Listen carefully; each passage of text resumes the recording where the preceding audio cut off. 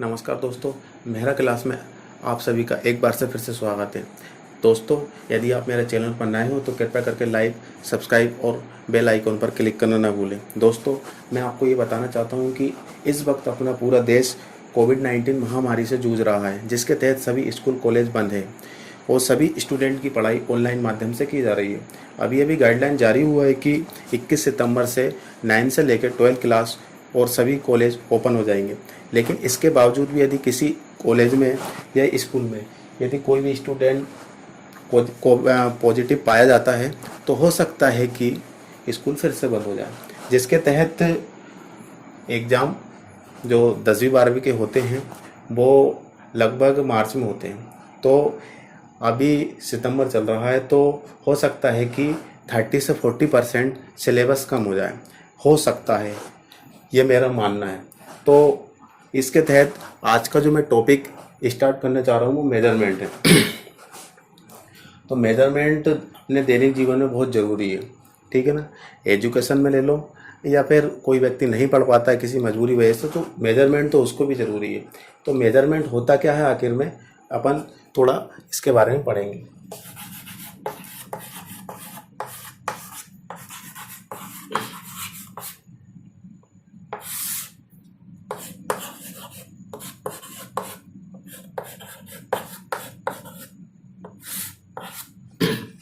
Measurement, दोस्तों measurement पढ़ने से पहले अपने थोड़ा अपना देश 1947 में आज़ाद हुआ था, 1947 में। तो अपने थोड़ा इससे पहले जाना पड़ेगा। इससे पहले क्यों जाना पड़ेगा? क्योंकि यूनिट जो होती थी मेजरमेंट में वो डिफरेंट डिफरेंट तरीके से होती थी। अपने देश आज़ाद हुआ इसके बाद यूनिट और कुछ थी, और देश आज़ाद नहीं हुआ था इससे पहले यूनिट और कुछ थी। जैसे कि मैं अभी आपको बताने जा रहा हूँ कि जब अपना देश आज़ाद नहीं हुआ था तो 1800 के आसपास MKS sorry CGS CGS CGS unit थी। इसके बाद MKS,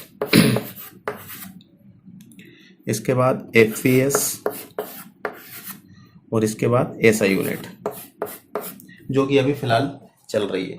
दोस्तों, CGS सेंटीमीटर, ग्राम और सेकंड, जो मीटर की यूनिट थी, मतलब लेंथ की, डिस्टेंस की, वो सेंटीमीटर में मेजरमेंट किया जाता था, उसकी यूनिट क्या थी? सेंटीमीटर। और जो मास की यूनिट थी वो ग्राम थी। इसके बाद टाइम की यूनिट क्या थी? CGS सॉरी सेकंड थी। इसमें सेंटीमीटर,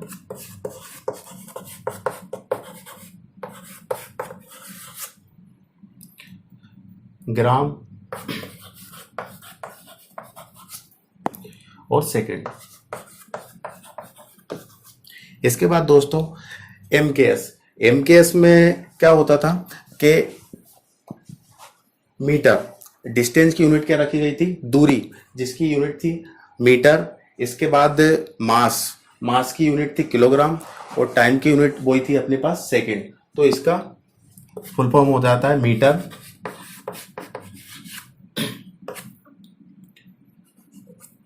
किलोग्राम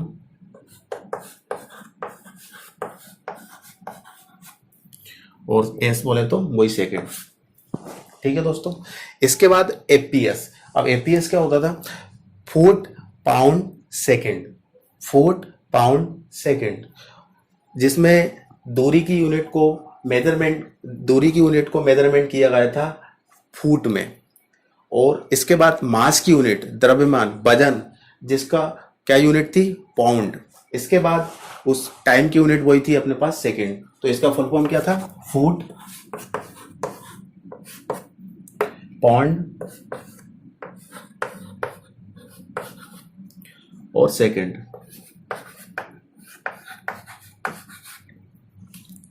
इसके बाद ऐसा यूनिट, जो कि अपना देश आजाद हुआ था इसके बाद 1960 से लागू हुई थी ऐसा यूनिट, जो कि अभी प्रेजेंट में 2020 तक भी है और आगे तक भी चलती रहेगी ऐसा यूनिट, ठीक है। इसको इंटरनेशनल सिस्टम के नाम से जाना जाता है।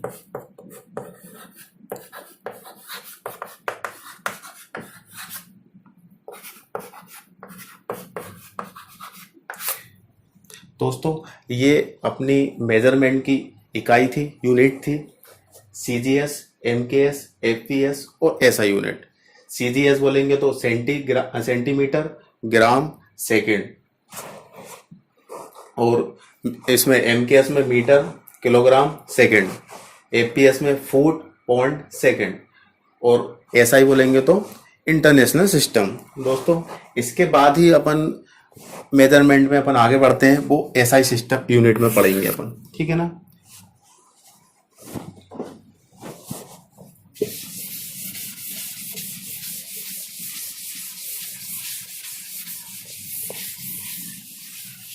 अब एसआई यूनिट स्टार्ट करने से पहले क्या था कि जो मेजरमेंट करेंगे अपन एसआई यूनिट में वो 3 मोड में करेंगे।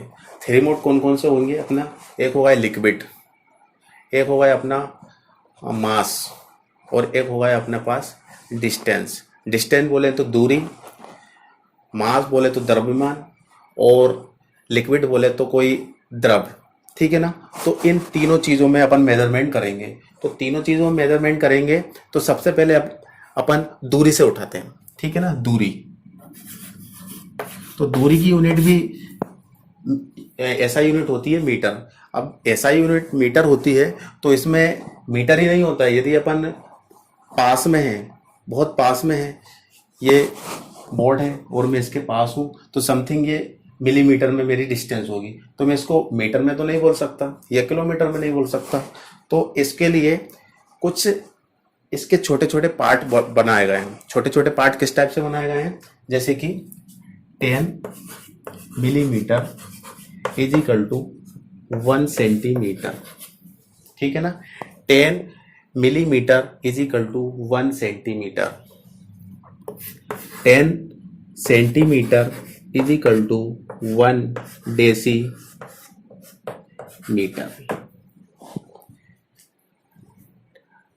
10 decimetre is equal to 1 metre. 1 metre is equal to 10 metre is equal to 1 decametre. Decametre 10 decametre is equal to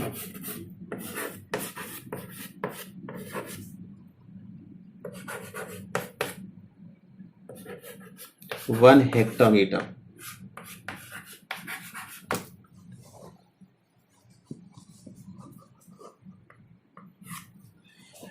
ten hectometre is equal to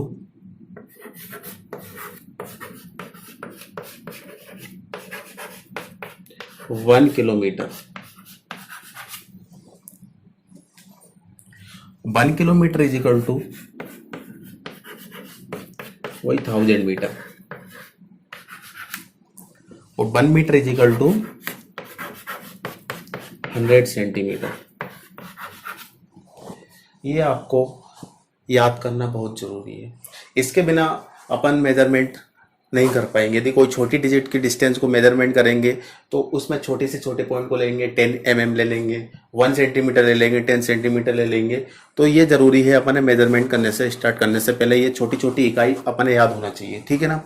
ये तो था अपना दूरी, डिस्टेंस के लिए। उसी प्रकार से मैंने बोला था अभी आपसे, मास बोलेंगे तो द्रव्यमान। अब द्रव्यमान के लिए भी इसी प्रकार से छोटे छोटे पार्ट्स, छोटे छोटे ग्राम बनाएगा। जैसे कि यहाँ पे दिया है 10 मिलीमीटर, तो वहां पे कितना हो जाएगा? 10 मिलीग्राम।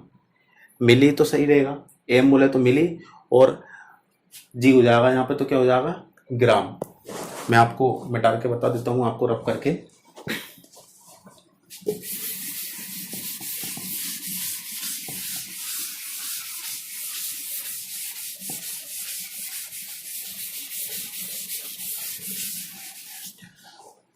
दोस्तों आप इस चैनल में जुड़े नए हो तो कृपया करके लाइक करना जरूर ना भूलें, ठीक है ना। लाइक, सब्सक्राइब और बेल आइकन पर क्लिक करना भूलें, और वीडियो को स्किप बिल्कुल ना कीजिए।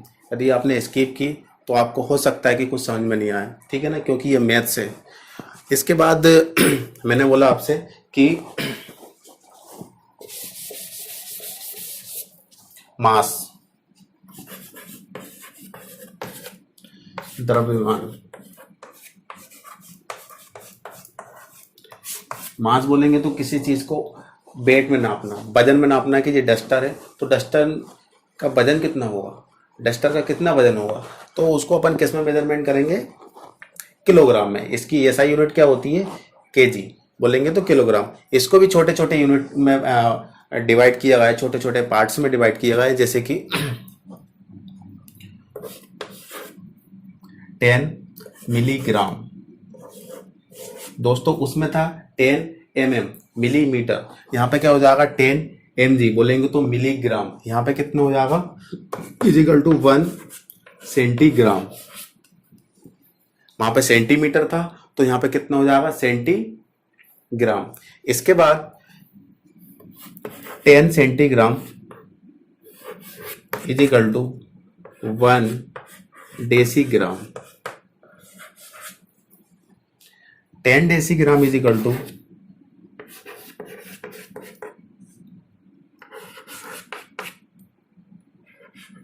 1 डेकाग्राम।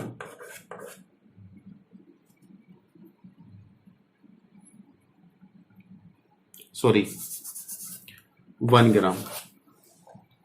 ठीक है ना, कुछ नहीं है दोस्तों, सिर्फ आपको थोड़ा सा समझना है कि यहाँ पर मिलीग्राम है तो वहाँ पे डिस्टेंस में अपन उस चीज को कहते थे mm लेते थे, मिलीमीटर लेते थे।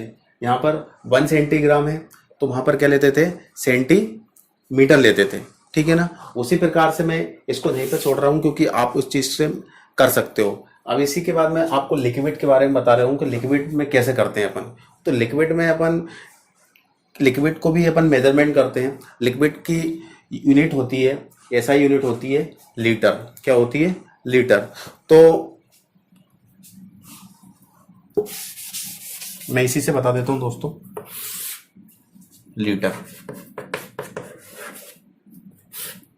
ठीक है ना, जिसको बोलते हैं द्रव। इसी से समझना है दोस्तों, क्योंकि आजकल ऐसी सिस्टम है कि अपन यदि कोई कंपटीशन एग्जाम देने जाते हैं तो पूरे थ्योरी पढ़ के नहीं जाती, अपन ऐसे ट्रिक पता होना चाहिए कि किस तरीके से किसका आंसर शॉर्ट फॉर्म में आना चाहिए, क्योंकि उसमें तो सिर्फ चूज द करेक्ट आंसर होते हैं। ठीक है ना, और उसमें माइनस मार्किंग भी होती है। तो ये जरूर ध्यान रखना है कि अपन सिर्फ ट्रिक्स अपनाना है, अपन पूरा एक्सप्लेन नहीं करना है। ठीक है ना, अपन किसी क्लास में नहीं है बल्कि एक कंपटीशन एग्जाम में बैठे हुए। मैं हालांकि दोनों स्टार्ट से पढ़ा रहा हूँ, थ्योरी भी पढ़ाऊंगा, इसके बाद मैं छोटी छोटी ट्रिक भी बताऊंगा आपको। तो लेकिन इससे आपको कंपटीशन में और इसके बाद अपन क्लास में कोई स्टूडेंट है तो उसके लिए बहुत अच्छी रहेगी वीडियो। तो लीटर है तो यहाँ पे अपना 10 मिलीग्राम था तो यहाँ पे कितना हो जाएगा 10 ml हो जाएगा। ml बोलेंगे तो क्या हो जाएगा मिलीलीटर। m से मिली और l से litre, millilitre is equal to 10 millilitre is equal to हो जाएगा 1 सेंटीलीटर। कितना हो जाएगा, Cl बोलेंगे तो 1 सेंटीलीटर। ठीक है ना, 10 सेंटीलीटर इजिकल टू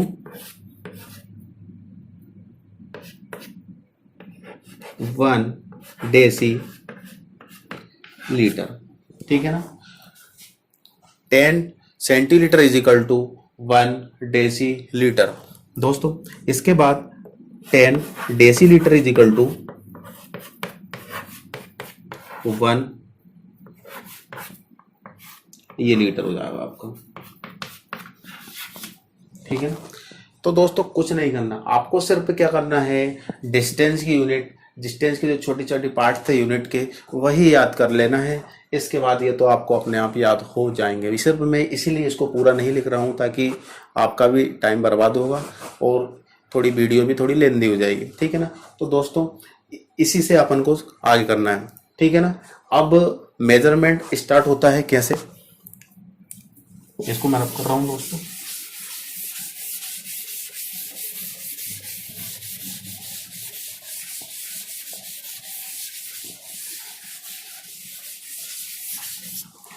अब मेजरमेंट कैसे, ये तो यूनिट थी। अब मेजरमेंट अपन करेंगे डिस्टेंस को मेजरमेंट करेंगे, किसी लिक्विड को मेजरमेंट करेंगे और किसी मास को मेजरमेंट करेंगे। अब मास, लिक्विड एंड डिस्टेंस के लिए अपन ने क्या करना पड़ेगा कि 2D और 3D को समझना पड़ेगा पहले, ठीक है ना। 2D क्या होती है, 3D क्या होती है, ठीक है ना। 2D और 3D, ठीक है ना। What is 2D and 3D। जैसे कि अपन थिएटर में जाते हैं तो थिएटर में अपन 2D पिक्चर देखते हैं, 3D पिक्चर देखते हैं। इसका टिकट चार्ज अलग होता है 2D का, 3D का टिकट चार्ज अलग होता है। यदि आपने कभी देख गए होंगे तो आपको एक 3D देखने के लिए गॉगल्स देते हैं पहनने के लिए, जिसमें अपन ऐसा लगता है कि 3D में उस पिक्चर के अंदर अपन खुद है, ऐसा लगता है कि अपन उस मूवी के अंदर है। यदि कोई तितली उड़ती हुई आ रही है अपने पास तो ऐसे निकल के जा रही है, ऐसा लग रहा है कि अपने पास से जा रही है। यदि कोई गाड़ी निकल के जा रही है तो ऐसा लगेगा कि अपन साइड हो जाएं, नहीं तो अपने ऊपर चढ़ जाएगी, ठीक है ना। तो 3D में ऐसा महसूस होता है, ठीक है ना। 3D यदि मैं जनरली तौर में बोलता हूँ तो 2D बोलेंगे तो 2 डायमेंशन होते हैं, और 3D होता है तो 3 डायमेंशन होते हैं, ठीक है ना। 2D 2 डायमेंशन और 3D होता है 3 डायमेंशन, 2D और 3D। अब 2 डायमेंशन क्या होता है, 2 डायमेंशन होता है लेंथ और ब्रेथ। 2D लेंथ और ब्रेथ। 3D में क्या होता है 3 डायमेंशन। अब 3 डायमेंशन क्या क्या होते हैं length, breadth and height. Normal सी बात है, लेंथ, ब्रेथ एंड हाइट। अब 2D को अपन अलग अलग तरीके से पढ़ेंगे, 3D को अलग तरीके से पढ़ेंगे। तो दोस्तों 2D को अपन सबसे पहले पढ़ते हैं, इसके बाद आपको 3D में समझा दूंगा, ठीक है ना। तो 2D क्या होती है, जिसकी 2 साइड होती है या 2 डायमेंशन होते हैं। सिंपल सी बात है, जो भी अभी मैंने जनरली बताया आपको कि 2 जिसमें 2 डायमेंशन होते हैं, 2 डायमेंशन होते हैं, 2 भुजा होती है, उसको 2D बोलते हैं। जैसे कि ये आपका ये बोर्ड हुआ है, ठीक है ना। ये 3x4 का बोर्ड है, ठीक है ना। 3 और 4 इसका स्क्वायर फीट कितना है, 12 स्क्वायर फीट है। तो ये क्या हो जाएगा, ये आपकी लेंथ हो गई, ये ब्रेथ हो गई, ये फिर ये लेंथ हो गई, या फिर ये आपकी ये ब्रेथ हो गई। इसके कितने डायमेंशन हुए, 2 डायमेंशन हुआ, तो दैट इज 2D, ठीक है ना। तो इसीलिए इसी प्रकार से कि 2D भी डिफरेंट टाइप में 2D पढ़ेंगे अपन मेजरमेंट के अंदर। तो जनरली 2D में अपन क्या क्या पढ़ते हैं एक तो हो गया अपना सर्कल,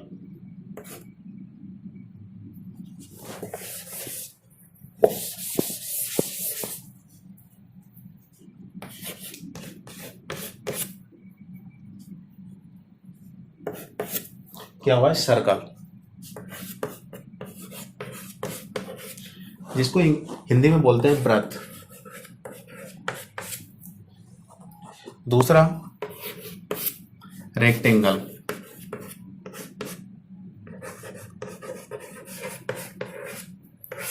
जिसको हिंदी में बोलते हैं आयत।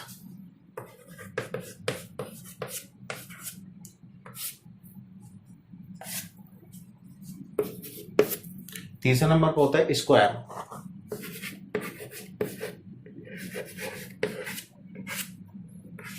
हिंदी में बोलते हैं इसको वर्ग।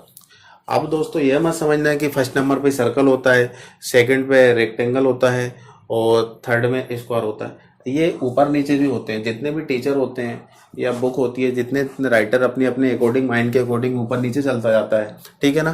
तो ऐसा नहीं है कि फर्स्ट में सर्कल होगा, रेक्टेंगल होगा या स्क्वायर होगा, वो तो अपने अपने अकॉर्डिंग, माइंड के अकॉर्डिंग चलता रहता है। तो फोर्थ नंबर पे ट्राइंगल,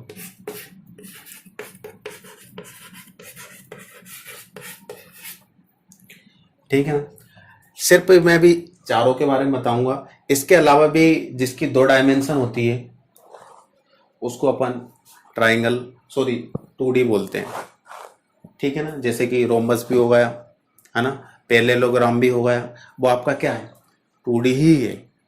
जिसकी 2 साइड होती है, 2 भुजा होती है, उसको अपन क्या बोलते हैं 2D बोलते हैं, 2 डायमेंशन बोलते हैं, ठीक है ना दोस्तों। इसके बाद अब मैं एक एक करके मैं एक्सप्लेन कर दूंगा कि सर्कल क्या कैसे क्या होता है, और सर्कल में अपन क्या क्या फाइंड करते हैं, आयत में क्या फाइंड करते हैं, स्क्वायर में क्या फाइंड करते हैं, ट्राइंगल में क्या फाइंड करते हैं, ठीक है ना। तो 2D ये था, ठीक है ना। अब इसके बाद में 3D स्टार्ट नहीं करेंगे, क्योंकि 3D स्टार्ट कर देंगे तो थोड़ा लंबा हो जाएगा वीडियो। तो अभी मैं 2D के बारे में बता देता हूँ। ब्रेथ, मैं इसको थोड़ा रब कर रहा हूँ दोस्तों।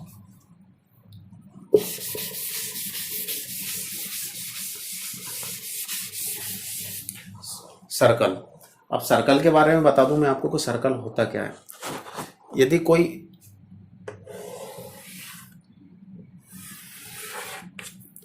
इस टाइप से गोल है तो वो आपका सर्कल होता है, ठीक है ना। इसके बीचों बीच सेंटर जो होता है वो अपन डिवाइडर से बनाते हैं ये वाले, तो उसका एक सेंटर आता है, उसको डिनोट करते हैं अपन ओ से। किससे डिनोट करते हैं? ओ से डिनोट करते हैं। दैट इज सर्कल, ब्रेथ, ठीक है ना। यदि बीचों बीच से यदि कोई अपन रेखा या लाइन या इसको दो पार्ट में बांट देते हैं, कि कोई किसी भी तरीके से समझ लीजिए आप, कोई दिक्कत नहीं है उसको, और उसका नाम अपन दे देते हैं, सपोज दैट करो ए और बी, ठीक है ना, ए बी, और सेंटर को अपन ने किस नाम से डिनोट किया? ओ से, ठीक है ना। तो ये डिस्टेंस अपनी क्या हो जाएगी? डायमीटर। क्या हो जाएगी? ए और बी, ए और बी क्या हो जाएगी आपकी? डायमीटर, ठीक है ना। और ये हो जाएगी आपकी रेडियस।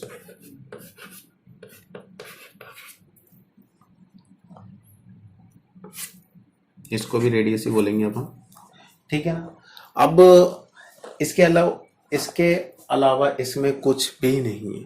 अब इसका अपन मैं बताऊंगा आपको कि इसके क्या फाइंड करते हैं, एरिया फाइंड करते हैं, सर्कमफेरेंस फाइंड करते हैं, या वॉल्यूम फाइंड करते हैं, कैसे क्या करते हैं। अभी तो मैं बता देता हूं आपको कि ए और B, A B is equal to diameter, जिसको हिंदी में व्यास बोलते हैं, ए ओ बी, ए से लेके ओ और ओ से लेके बी के डिस्टेंस को अपन बोलते हैं रेडियस, हिंदी में बोलते हैं त्रिज्या, ठीक है दोस्तों। ये 2D है, ठीक है ना, जिसकी 2 डायमेंशन होती है उसको अपन बोलते हैं 2D, ठीक है ना। अब इसकी 2 डायमेंशन तो नहीं बोल सकते, ठीक है ना, इसमें तो लेंथ भी नहीं, लेंथ है या ब्रेथ है, क्योंकि ये तो गोल है। इसकी सिर्फ लेंथ से मेजरमेंट करेंगे, ब्रेथ मेजरमेंट नहीं कर सकते, क्योंकि ये कर्व आकार का है, जिसको नाम सर्कल है, ठीक है ना। तो इसका 2D में अपन इसका एक एरिया फाइंड करेंगे और एक सर्कमफेरेंस फाइंड करेंगे। सर्कमफेरेंस क्या होती है? सर्कल में जो अंदर का जो एरिया होता है, ये वाला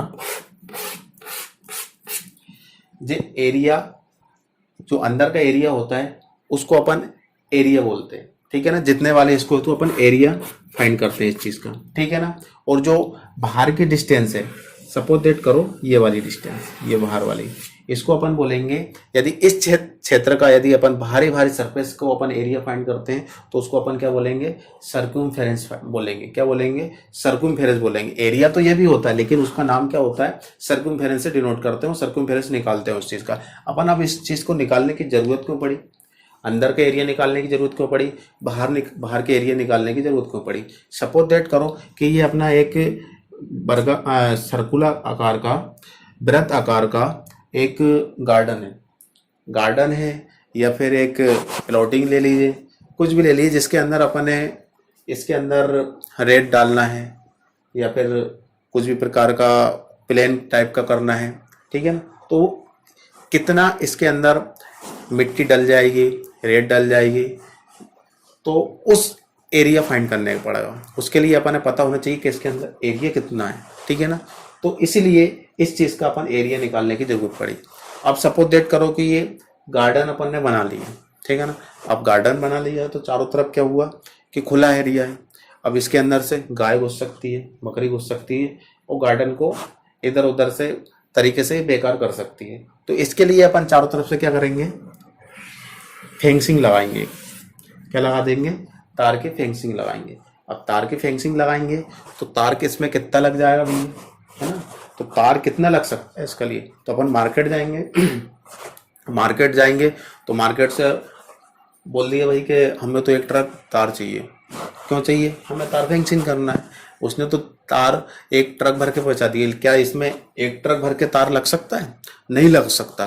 तो इसके लिए अपन क्या करना पड़ेगा, इसका सर्कमफेरेंस फाइंड कर लेंगे, ठीक है ना। सर्कमफेरेंस फाइंड कर लेंगे और सर्कमफेरेंस फाइंड करने के बाद अपन पता चल जाए कि ये कितना मीटर है, कितना किलोमीटर है। और किलोमीटर के हिसाब से यदि वो किलो में आता है या किस में आता है तो उसके अकॉर्डिंग अपन मार्केट में जाएंगे और शॉप वाले से बोलेंगे हमें कि इतना मीटर, इतना किलोमीटर या इतना केजी या इतना कुंटल हमें तार चाहिए, ठीक है ना। तो उसके हिसाब से वो तार दे देंगे। तो दोस्तों इसीलिए इसके बाहर का एरिया भी निकालने की जरूरत अपन को पड़ती है, ठीक है ना दोस्तों। उम्मीद करता हूँ कि ये टॉपिक आपको अच्छी तरीके से समझ में आ रहा होगा। यदि आपको फिर भी समझ में नहीं आता है तो कृपया करके मुझे इंस्टाग्राम पे फॉलो कर कीजिए, कमेंट कीजिए, ताकि मैं इसका और क्लियर तरीके से बता पाऊँ। क्योंकि जब तक आप मुझे नहीं बताएंगे तो मैं इसका आगे नहीं बता सकता, ठीक है ना। डीपली तो मैं अपने हिसाब से पढ़ा रहा हूँ, बता रहा हूँ आपको कि ऐसा होता है। जनरली तरीके से मैं यही बता रहा हूँ, और भी डीपली जा सकते हैं, लेकिन ऊपर ऊपर की इतना तो आप जानते ही हो कि आखिर में होता क्या है, ठीक है ना। सिर्फ मैंने इतना बता दिया आपको कि जरूरत क्यों पड़ी, अंदर के एरिया निकालने की जरूरत क्यों पड़ी, बाहर के एरिया निकालने की जरूरत क्यों पड़ी, ठीक है ना। अंदर के एरिया निकालते हैं तो उसको अपन एरिया निकालते हैं। एरिया, इसका जो अंदर का एरिया होता है इसको ए से डिनोट करते हैं, और बाहर का जो सर्कमफेरेंस मतलब बाहर के एरिया निकालेंगे उसको अपन सी से डिनोट करेंगे। किससे करेंगे, सी से डिनोट करेंगे। सी बोले तो सर्कमफेरेंस और ए बोले तो एरिया, ठीक है ना। ये एरिया हो गया और ये सर्कमफेरेंस हो गई, ठीक है ना। सर्कमफेरेंस अपन दोनों तरीके से एरिया निकालते हैं, ठीक है ना। एरिया निकालेंगे और सर्कमफेरेंस लेंगे। हालांकि एरिया है दोनों ही, लेकिन नाम अलग अलग है, ठीक है ना। यदि दोनों को ही नाम एरिया ले देंगे तो बोल देंगे कि दोनों ही एरिया है, तो डिफरेंस कैसे पता चलेगा कि अंदर का कौन सा है बाहर का कौन सा है। तो इन दोनों में डिफरेंस रखा गया है। अंदर का जो एरिया है या अंदर की जो स्पेस है उसको एरिया के नाम से डिनोट किया गया है, और जो बाहर का सरफेस है उसका कितना एरिया है तो उसको किस नाम से डिनोट किया गया है, सर्कमफेरेंस से डिनोट किया गया है, जिसको हिंदी में बोलते हैं परिधि, और एरिया को बोलते हैं क्षेत्रफल, ठीक है ना। अब इसका फॉर्मूला भी होते हैं, एरिया का फॉर्मूला अलग होगा, सर्कमफेरेंस का फॉर्मूला अलग होगा। जैसे कि एरिया का होता है पाई आर स्क्वायर। क्या होता है, एरिया का फॉर्मूला क्या होता है, पाई आर स्क्वायर। सर्कमफेरेंस को सी से डिनोट करते हैं, मैं पूरा नहीं लिख रहा हूं। C for is equal to 2 pi R, ठीक है ना। C is equal to 2 pi R. अब पाई क्या है, यहाँ पे पाई की वैल्यू कितनी होती है। अब पाई की वैल्यू आपको पता है, पाई इजिकल टू 22/7 एंड डेसिमल में 3.14 लेते हैं अपन, ठीक है ना। ये ध्यान रखना। अब क्वेश्चन किसके अकॉर्डिंग पूछना चाहते हैं। यदि क्वेश्चन में पूछा जाता है कि वो बोलता ही नहीं है कि पाई की वैल्यू 22/7 रखना है या 3.4 रखना है, तो इसमें से आपको जो उचित लगे उसकी वैल्यू आप रख सकते हो। 3.14 रख सकते हैं या फिर 22/7 रख सकते हैं। वैसे 22/7 रखोगे तो इजीली अपना आंसर सही आ जाएगा, क्योंकि पॉइंट है यहाँ पे, पॉइंट में कुछ ना कुछ मिस्टेक हो जाती है, ठीक है ना। तो यदि वो क्वेश्चन बोलता है अपन कि 3.14 यूज करना है पाई की वैल्यू, तो अपने 3.14 ही यूज करना है, क्वेश्चन के अकॉर्डिंग काम करना है। यदि वो कुछ नहीं बोलता है कि इसमें कुछ क्या करें, तो फिर अपन क्या करना पड़ेगा, अपने मन के अकॉर्डिंग 22/7 पाई की वैल्यू पुट कर सकते हैं, ठीक है ना। अब इसमें एक चीज हो रही है, जैसे कि अपन यूनिट, ठीक है ना, यूनिट पे बात पे आते हैं अपन।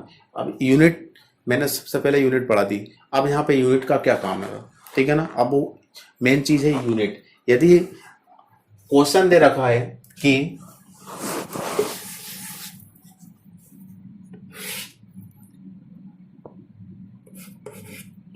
ए से लेके बी की डिस्टेंस 10 मीटर है, ठीक है ना, 10 मीटर है। इसके बाद इसकी हाफ कितना हो जाएगा, 5 और 5 कितना हो जाएगा, 5 और 5 10 हो जाएगा। तो इसका एरिया फाइंड करेंगे अपन। तो एरिया जिसका यूनिट, इसकी एरिया की यूनिट होगी मीटर स्क्वायर। क्या होगी, मीटर स्क्वायर, क्योंकि अपने क्वेश्चन में दे रखा है मीटर, 10 मीटर, और रेडियस कितनी दे रखी है, 5 मीटर। मीटर में दे रखी है तो उसका एरिया आएगा मीटर स्क्वायर, सेंटीमीटर में दे रखी है तो सेंटीमीटर स्क्वायर, और किलोमीटर में दे रखी है तो किलोमीटर स्क्वायर। अब ये स्क्वायर स्क्वायर ही क्यों आता है, देखिए दोस्तों क्या होता है कि आर स्क्वायर 22/7 तो अपन यूज कर लेंगे। आर की वैल्यू कितनी है, यहाँ पे 5 है, 5 इसमें are, pi are square, sorry, तो स्क्वायर मतलब इसको 2 टाइम्स मल्टीप्लाई करना पड़ेगा 5। अब देखिए ये भी एम है, सॉरी 5 है, ये भी 5 है, 5 5 जा 25 होते हैं, और 25 5 जा 110 आ जाएगा, सॉरी जो भी आएगा, ठीक है ना। तो उसकी यूनिट क्या लगाएंगे अपन, मीटर स्क्वायर लगाएंगे। अब मीटर स्क्वायर क्यों लगाएंगे, कैसे फाइंड किया अपन ने मीटर स्क्वायर, तो ये भी मीटर है और ये भी मीटर है, ठीक है ना। एम का इनटू एम में करते हैं अपन। यूनिट कन्वर्सेशन बहुत जरूरी है, यदि यूनिट कन्वर्जन आ जाती है आपको तो इजीली क्वेश्चन जरूर बन जाता है, बहुत ही इजीली बन जाता है। अभी तो सिर्फ स्कूल लेवल में तो बहुत ही यूनिट कन्वर्सेशन नहीं आता है, लेकिन जब अपन कॉलेज में चले जाते हैं, इंजीनियरिंग करते हैं और या एमएससी करते हैं, मैथ्स से करते हैं और फिजिक्स पढ़ते हैं, तो उसमें यूनिट कन्वर्सेशन जरूरी आती है, ठीक है ना। तो एम यदि पावर नहीं है तो यहाँ पर अपन क्या लेते हैं, इसकी 1, और यहाँ पे क्या लेते हैं 1। यदि पावर नहीं है तो ठीक है ना 1 लेते हैं। और अब m का इंटू एम में मल्टीप्लाई करते हैं तो आपको पता होगा कि यदि बेस सेम होता है, यदि बेस सेम होता है तो पावर आपस में क्या हो जाती है, प्लस हो जाती है। क्या हो जाती है, प्लस हो जाती है। तो क्या हो जाएगा, m 1 + 1 = m स्क्वायर, बोलेंगे तो मीटर स्क्वायर, ठीक है ना। m + 1 बेस सेम है अपना, यहाँ पर m और m, ठीक है ना। m ये अपना बेस हो जाता है, मतलब ये आधार, और ये एक्सपोनेंट होते हैं, ठीक है ना। एक्सपोनेंट मतलब बोलेंगे तो पावर भी बोलते हैं इसको। एक्सपोनेंट एंड पावर में अपन एक चैप्टर भी होता है एक्सपोनेंट एंड पावर, तो ये एक्सपोनेंट होती है, ये एक्सपोनेंट, और ये क्या होता है, बेस होता है, जिसको हिंदी में बोलते हैं आधार, और इसको यहाँ पे बोलते हैं घात, ठीक है ना। अब यदि बेस सेम